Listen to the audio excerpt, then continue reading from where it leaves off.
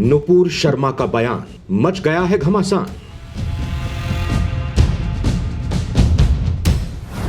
देश नहीं विदेशों में भी हो रहा है खुलेआम संग्राम। नफरत फैलाने वाले देशों को भारत की दो टूक।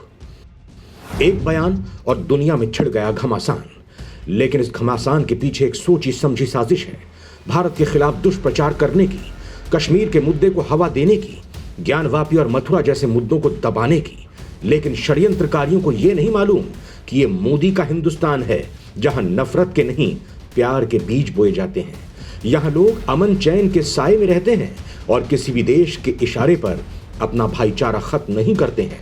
भारतवासी जानते हैं कि पीएम मोदी के नेतृत्व में भारत तेजी से आगे बढ़ रहा है, जो दुनिया के कई देशों को हजम नहीं हो पा रहा है, खासकर हमारे पड़ोसी मुल्क चीन और पाकिस्तान को।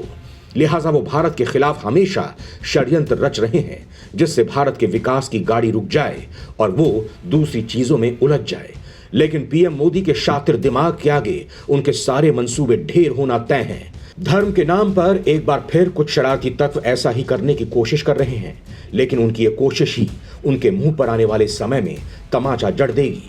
बीजेपी के दो नेताओं के बयान को लेकर जिस तरह से अरब देशों को एक टुटपूंजिया शख्स जिसका नाम शेख अहमद बिन हमाद अल खलीली है, जो आतंकी और पाकिस्तान का समर्थक है, जो भारत से जलता है, जिसकी मंशा भारत को बर्बाद करने की है, वो उन्हें भड़काने का काम कर रहा है, धर्म के नाम पर उन्हें बरगला रहा है और वो भी उसी झोंके में बहे चले जा रहे हैं।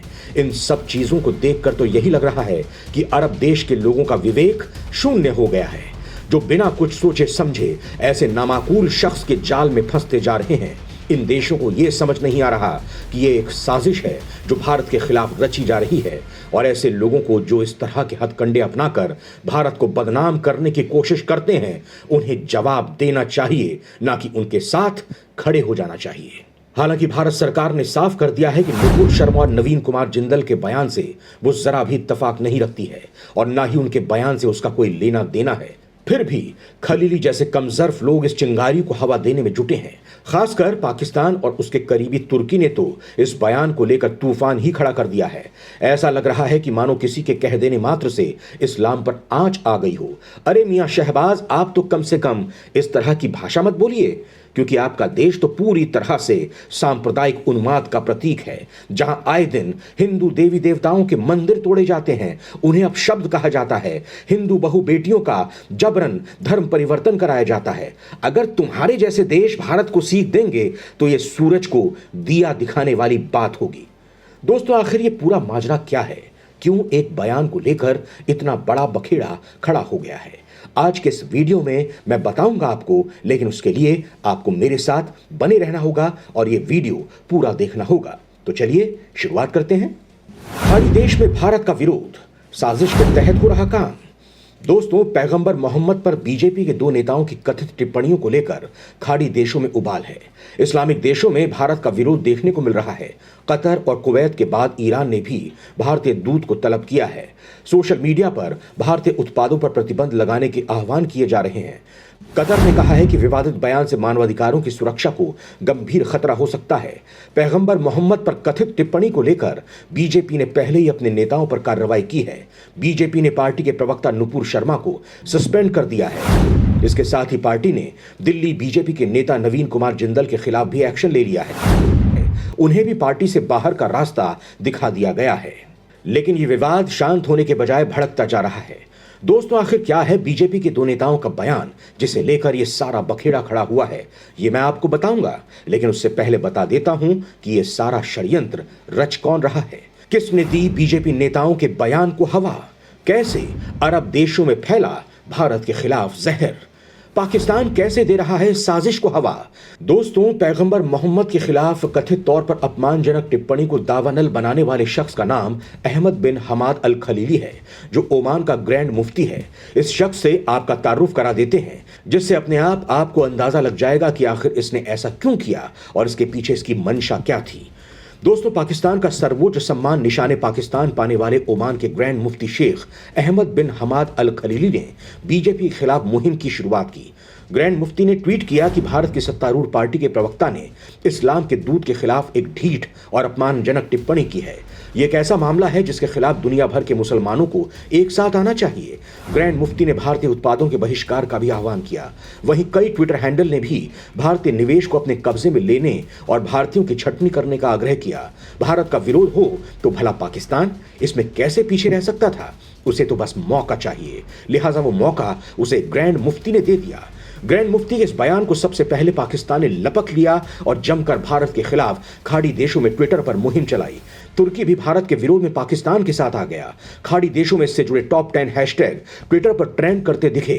मीडिया रिपोर्ट्स के मुताबिक खाड़ी देशों में इन ट्वीट्स को ट्रेंड कराने में पाकिस्तान ने बड़ा रोल निभाया है। पाकिस्तान से जुड़े ट्विटर हैंडल ने भारत के खिलाफ इस मुहिम को चलाया। दोस्तों, इससे आप समझ गए होंगे कि तिल का ताड़ कैसे बनाया गया। जहां कुछ नहीं था वहां कैसे इतनी बड़ी इमारत खड़ी कर दी गई, वो भी केवल इसलिए कि भारत के विकास की गाड़ी को रोकना है, उसे पटरी से उतारना है। दोस्तों, यहां मैं आपको यह बताना चाहूंगा कि ओमान से भारत के हमेशा से ही अच्छे रिश्ते रहे हैं। ओमान के अंतिम शासक सुल्तान कबूस बिन सईद अल सैद ने मस्कट में एक शिव मंदिर का जीर्णोद्धार कराया और एक यज्ञ के लिए भी पुजारियों को आमंत्रित किया था। साल 2018 में ओमान के दौरे पर गए पीएम नरेंद्र मोदी ने भी शिव मंदिर का दौरा किया था। एक ऐसे समय में जब खाड़ी देश पाकिस्तान की ओर झुके हैं, ऐसे में ओमान के भारत से गहरे संबंध हैं। भारतीय नौसेना और एयरफोर्स के बेस यहां मौजूद हैं। सबसे महत्वपूर्ण बात यह है कि ओमान के लगभग 1/4 आबादी भारतीय प्रवासियों की है और वो ओमान के सबसे अमीर समुदायों में से एक है। बावजूद इसके वहां के एक इमाम का इस तरह की साजिश रचना इशारा करता है कि उसे कोई बरगला रहा था।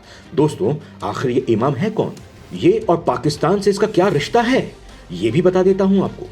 दोस्तों, ओमान के ग्रैंड मुफ्ती शेख अहमद बिन हमाद अल खलीली कई इस्लामिक मुद्दों पर अपनी राय रखता है। स्वीडन में कुरान को जलाने और तालिबान को लेकर भी उसने अपनी राय रखी है।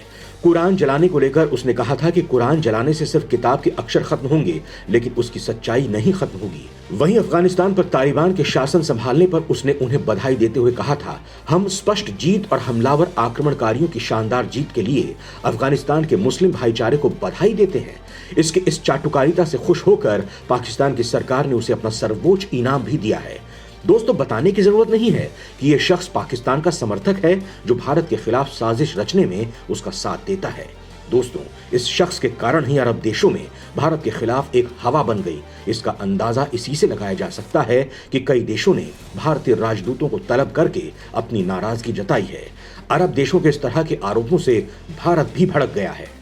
ओआईसी को भारत की दो टूक, ओआईसी को नजरिया बदलने की जरूरत। दोस्तों, अरब देशों में एक तरफा हमले से नाराज भारत ने पाकिस्तान को दो टूक सुनाने के बाद इस्लामिक सहयोग संगठन यानी ओआईसी को भी खरी खोटी सुनाई है। विदेश मंत्रालय के प्रवक्ता अरिंदम बागची ने कहा कि भारत ओआईसी सचिवालय की गैर जरूरी और छोटी सोच वाली टिप्पणी को सिरे से खारिज करता है और इस बात पर जोर देता है कि भारत सभी धर्मों के प्रति सर्वोच्च सम्मान का भाव रखता है।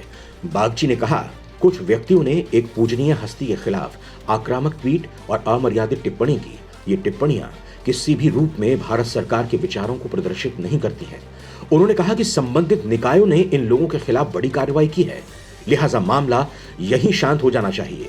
हम ओआईसी सचिवालय से भी अनुरोध करते हैं कि वो सांप्रदायिक रुख को आगे बढ़ाना बंद करें और सभी धर्मों और आस्थाओं के प्रति सम्मान प्रदर्शित करें। बागची ने कहा, यह खेदजनक है कि ओआईसी सचिवालय ने एक बार फिर से प्रेरित, गुमराह करने वाली और शरारतपूर्ण टिप्पणी की। ये निहित स्वार्थी तत्वों की शह पर उसके विभाजनकारी एजेंडे को उजागर करता है। दोस्तों, आपको बता दूं कि ओआईसी ने पैगंबर मोहम्मद के खिलाफ टिप्पणी को लेकर भारत की आलोचना की थी और संयुक्त राष्ट्र से अनुरोध किया था कि मुसलमानों के अधिकारों की सुरक्षा सुनिश्चित की जाए। वहीं इस मामले में पड़ोसी देश पाकिस्तान को दो टूक जवाब देते हुए भारत ने कहा कि अल्पसंख्यकों के उत्पीड़न का जो रिकॉर्ड पाकिस्तान कर रहा है उसके बारे में दुनिया जानती है। पाकिस्तान में हिंदुओं, सिखों, ईसाइयों और अहमदियों पर जुल्म किए गए हैं। दरअसल पाकिस्तानी प्रधानमंत्री शहबाज शरीफ ने आरोप लगाया था कि भारत की वर्तमान सरकार धार्मिक स्वतंत्रता और विशेष रूप से मुसलमानों के अधिकारों को कुचल रही है, जिसके बाद भारत ने अपना जवाब देकर उसका मुंह बंद कर दिया था। दोस्तों, जब हिंदू देवी देवताओं का मजाक बनाया जाता है, उनके खिलाफ अपशब्द कहे जाते हैं, तब किसी को जूं तक नहीं रेंगती। तब दुनिया के देश खामोश खड़े तमाशा देखते रहते हैं। खासकर ओआईसी तो इसे देखकर ताली बजाते नजर आते हैं। दोस्तों, नुपुर शर्मा ने खुद कहा है कि उन्होंने जानबूझकर ऐसा नहीं कहा, आवेशवश ऐसा निकल गया। उन्होंने अपने इस बयान के लिए माफी भी मांग ली, लेकिन इस्लामिक देशों को इससे कहाँ मतलब था। उन्हें तो भारत की छवि को खराब करने का बस मौका चाहिए था, लिहाजा उन्होंने मुहिम चलानी शुरू कर दी। लेकिन वो ये नहीं जानते कि भारत की नींव इतनी कमजोर नहीं है कि हर कोई ऐरा गैरा उसे हिला दे और उसकी छवि पर बट्टा लगा सके। ये पीएम मोदी का भारत है, जिसकी ओर आंख उठाने वाले की आंख निकाल ली जाती है और हिंदुस्तान पर आरोप लगाने वालों का मुंह काला कर दिया जाता है। जय हिंद, जय भारत।